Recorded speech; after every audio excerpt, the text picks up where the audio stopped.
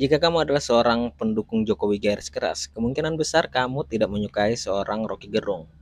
Kritik-kritik pedas dari beliau terkadang membuat para pendukung Jokowi itu agak kesal dan juga gemes. Dengan kemampuannya berretorika, juga dia ahli dalam filsafat, terus dia juga cerdas dalam berlogika. Ditambah dengan wawasan yang cukup luas, walaupun tidak mendalam, dia bisa menghubungkan itu semua menjadi argumen yang cukup solid. Ini juga membuat seorang Rocky Gerung itu bisa masuk di berbagai perdebatan apapun itu temanya. Jadi dengan labelnya sebagai pengkritik pemerintahan, apakah seorang Rocky Gerung itu dibutuhkan oleh Indonesia?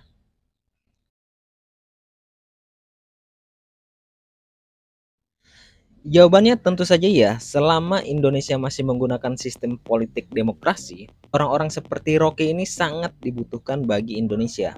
Ya kalau otoriter, orang-orang seperti Rocky Gerung ini mungkin sudah lama dibungkam atau juga mungkin bisa saja dihilangkan. Tapi karena demokrasi, jadi orang-orang seperti Rocky Gerung ini masih sangat dibutuhkan. Kenapa? Ya, karena dalam sistem demokrasi, pihak oposisi itu dibutuhkan bukan untuk menggulingkan atau menjatuhkan pemerintahan, tapi sebagai pihak yang berfungsi untuk mengontrol kebijakan. Tanpa oposisi, kekuasaan itu bisa berpotensi disalahgunakan. Oposisi juga berfungsi sebagai penyeimbang, pengawas, dan penegur. Ya, kalau pemerintahan tanpa oposisi, ya sama saja dengan pemerintahan yang otoriter. Nah, dengan adanya Rocky Gerung di pihak oposisi, itu membantu oposisi untuk melakukan kritik-kritik yang tajam dan juga keras kepada pemerintahan. Tapi kan Rocky Gerung itu cuma tahu kritik-kritik saja, tidak pernah menawarkan solusi. Ya, memang walaupun Rocky Gerung juga misalnya ini jadi pemimpin Indonesia misalnya, ya tidak lantas Indonesia itu auto maju dan sejahtera. Walaupun kita tidak punya solusi, siapapun itu boleh mengkritik, karena dengan adanya kritik itu bisa menjadi sinyal bahwa ada sebuah masalah di dalam sebuah kebijakan atau keputusan. Dan jika masalahnya saja tidak diketahui, bagaimana mungkin muncul sebuah solusi? Jadi kemajuan bangsa itu tidak hanya ditentukan oleh pemerintahannya, tetapi oposisi, masyarakat itu mempunyai andil yang sama terhadap kemajuan bangsa yang menggunakan sistem demokrasi tentunya. Jadi orang-orang seperti Rocky Gerung ini memang dibutuhkan bagi Indonesia sebagai pengkritik terhadap pemerintahan.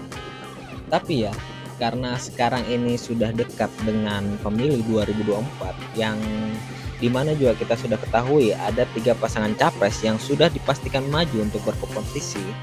Saya berharap Rocky Gerung itu bisa menjadi pengkritik atau penguji isi otak, itu bahasanya Rocky Gerung, dari ketiga capres ini.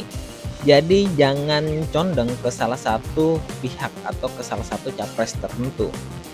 Ya, tetaplah menjadi Rocky Gerung yang berpihak kepada penalaran dan akal sehat. Dan juga yang saya harapkan, dia akan menjadi seorang oposisi terhadap pemerintahan, walaupun siapapun itu nanti yang memimpin.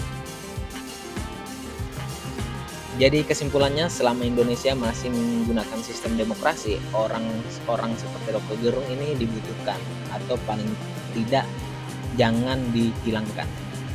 Oke, sekian saja video kali ini. Terima kasih sudah menyimak dan dadah.